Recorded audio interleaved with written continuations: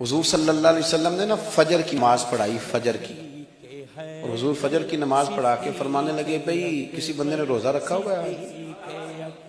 حضرت عمر کہتے ہیں رات کو میرا ارادہ تھا رکھوں، پر سویرے پھر میں نے گرا دیا، نہیں رکھا۔ حضور نے دوسری دفعہ پوچھا بھئی کسی نے روزہ رکھا ہے؟ تو حضرت صدیق کے اوپر نے ہاتھ کھڑا کیا، عرض کی یا رسول اللہ میں نے رکھا ہوا۔ آپ حکم نہ دیتے تو نہ بتاتا، پر روزہ رکھنا بھی آپ نے توجہ دلائی ہے تو حکم بھی آپ کا بتاؤ تو بتا دیا۔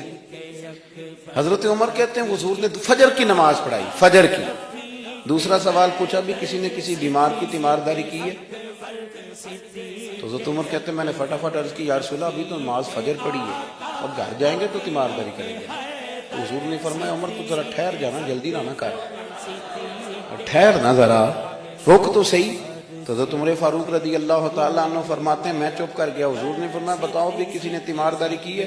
تو صدیق اکبر نے ہاتھ کھڑا کیا، عرض کی یا رسول اللہ عبد الرحمن بن عوف رضی اللہ تعالیٰ عنہ 2-3 دن سے نماز پڑھنے نہیں آ رہے تھے، رات میں نے پتہ کرایا تو پتہ چلا بیمار ہے، اور حضور مجھے یہ بھی پتہ ہے وہ میرا یار ہے، مجھے پتہ ہے رات کو جلدی سوتا ہے پر تہجد میں ضرور اٹھتا ہے۔ تو حضور میں بھی ذرا فجر کا وقت جلدی اٹھا ہوں تو فجر میں آنے سے پہلے عبد الرحمن ابن عوف کی تیمارداری کر کے آیا ہوں۔ حضرت عمر کہتے ہیں میں نہ ہلکا ہلکا ڈھیلا پڑ گیا۔ حضور نے تیسرا سوال پوچھا، فرمایا کسی نے کسی مسکین کو کھانا کھلایا؟ کھانا کھلایا کسی مسکین کو؟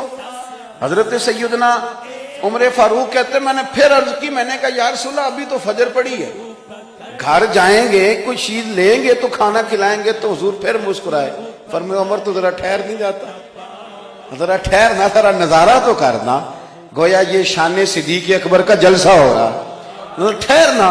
حضور نے پھر پوچھا بھی کسی نے کسی مسکین کو کھانا کھلایا ہے؟ تو حضرت عمر کہتے ہیں لوگ سارے دائیں بائیں دیکھ رہے تھے اور میں چپ کے ابو بکر کو دیکھ رہا تھا، کہ مجھے پتا تھا کہ بولنا اسی نہیں ہے، اور دل میرا کر رہا تھا کہ کہہ دوں دیو جناب جواب، دل میرا کر رہا تھا۔ وہ سمجھ گئے تھے کہ سونا راضی کن کاموں میں، بس یہ نقطہ انہوں نے پا لیا تھا۔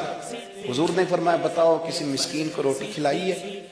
تو جناب سیدنا صدیق اکبر نے ہاتھ کھڑا کیا، عرض کی یا رسول اللہ سویرے اٹھا ہوں تو چھوٹا بیٹا بھی اٹھ گیا تھا، اور میرے وضو کرتے سنت پڑھتے ماں سے کہنے لگا بھوک لگ رہی ہے، تو ماں نے 2 روٹیاں بھی پکا دی، تو حضور ایک اس نے کھائی دوسری اس کے ہاتھ میں تھی۔ جب ہم نکلے ہیں نا گھر سے تو دروازے پہ ایک فقیر کھڑا تھا، مسکین کھڑا تھا، کہہ رہا تھا رات سے بھوکا، کوئی دروازہ کھلنے کا انتظار کر رہا تھا، ابو بکر سب سے پہلے تیرا ہی کھلا ہے۔ تو حضور میں نا اس مسکین کو ایک روٹی کھلا کے آیا ہوں۔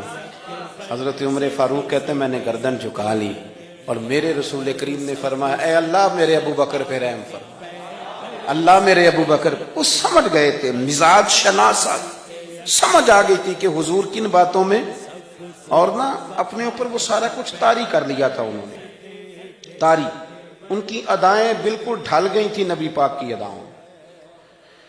3 دن وہ غار ثور میں رہے تو ہمارے صوفیاء فرماتے ہیں کہ ان پر تجلیاں بھی پڑی محبوب کی معرفت کی۔ جب مدینے آئے نا نبی کریم کو لے کے، تو کچھ لوگوں نے حضور کی زیارت کی تھی، کچھ نے نہیں کی تھی، تو کچھ آتے تو نبی پاک کی دستبوسی کر کے بیٹھ جاتے، حضرت ابو بکر سے ہاتھ نہ ملاتے، اور کچھ صرف حضرت ابو بکر سے ہاتھ ملاتے اور حضور سے ہاتھ ہی نہ ملاتے۔ میری بات پہ توجہ ہے آپ حضرات کی؟ تو کچھ لوگوں کو نا شبہ ہونے لگا، وہ معاذ اللہ سمجھنے لگے کہ شاید یہی اللہ کے رسول ہیں۔ حضرت صدیق اکبر یہ کیوں شبہ ہوا؟ تو ہمارے محدثین فرماتے ہیں کہ ابو بکر صدیق بولتے بھی اس طرح تھے جو میرے نبی پاک کا طریقہ، بیٹھتے بھی اس طرح تھے جو رسول پاک کا طریقہ۔ کہتے ہیں انہوں نے امامہ باندھا ہوا تھا تو جو امامے کا پیچ حضور کا ڈھیلا رہ گیا تھا ان کا بھی ڈھیلا رہ گیا، اس طرح اپنے آپ کو مزاج میں ڈھالا تھا، تو من شدی من تو شدم، میں اس طرح ڈھالا تھا مزاج میں، اس طرح کہ کوئی فرق ہی نہیں نظر آتا تھا۔ وہ کہتے ہیں جب حضرت ابو بکر صدیق نے دیکھا نا کہ لوگوں کو تو شک ہو رہا ہے، کوئی میرے ساتھ ہاتھ ملا کے بیٹھ جاتے، تو حضرت صدیق اکبر نے کہا کوئی ایسا کام کرنا چاہیے کہ پتہ چلے آقا کون ہے غلام کون ہے۔ اٹھے، کندھوں پہ چادر تھی، وہ اتار کے نا تو حضور پہ سایہ کر دیا، لوگوں کو پتہ چل گیا کہ سایہ کرنے والا کوئی غلام ہے، اور جس پر سایہ کیا جا رہا ہے وہ آقا ہے۔